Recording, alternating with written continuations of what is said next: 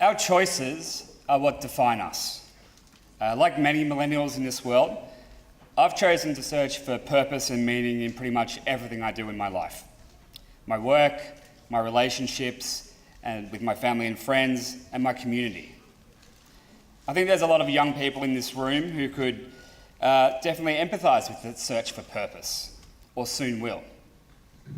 When I turned 25, I had what some might term a quarter-life crisis.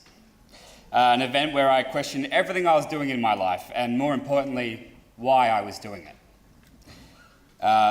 When I looked at myself in the mirror at that age, I realised I didn't really like what I saw when I looked at it.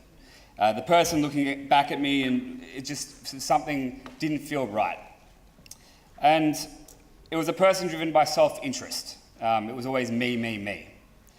And it's not overly surprising in hindsight. I had a relatively privileged upbringing. I had a comfortable house, a home, somewhere to live, a great school, caring family and friends. And something that I've realised in the quest to find meaning in your life is that it's a little bit more difficult if you face no adversity. There's no conflict to use as a launch pad. It's a first world problem, but it's a problem nonetheless, and hopefully it's a problem that more people have than not.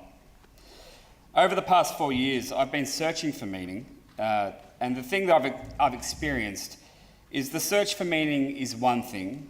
In fact, it's a glorified identifier of people in my generation.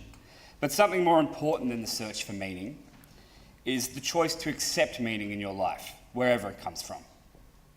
It's a subtle distinction, but often there are opportunities right in front of us that we disregard because we didn't create them personally. For me, this was best illustrated this year when I met the founder of One Love, Jamal, at a social impact meetup at the Thank You Water offices in Melbourne. To be honest, I really wasn't sure what I was doing then. I was a person surrounded by other people who were doing amazing things that impacted society in a positive way. And I was just a regular businessman, a regular person. And when I heard Jamal speak about what he was trying to do, I could hear the passion in his voice. I wanted that passion. We spoke for a bit, and soon enough I found out that he could use a little bit of help in what he was organising and planning. And so I made the choice to help him build his vision, not mine, his. Now, organising a concert like this evening is not exactly in my wheelhouse, but there were some areas that I could lend a hand. And so we were on this journey together, a wild ride over the last month that has brought us to this very evening. In that time, we've ridden the ups and downs, we've made mistakes, learnt lessons, and at times wondered what we even got ourselves into.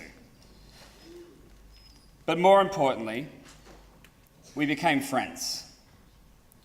I learned about his culture, and we started building something that was the start of something bigger. We started becoming the change that we wanted to see in the world. Suddenly, his vision felt like my vision. The choice to help someone else created meaning in my life, and you must ask yourself, are there people around you who you can help? There would have been many who looked at a project like this in the early days and immediately started pulling out the objections and the problems, asking the question, what if it doesn't work? And I only had to look back to the place where we met at Thank You Water and some of the advice from the co-founder there, Daniel Flynn, who would always counter, what if it doesn't work, with what if it does? What happens then? Thank you.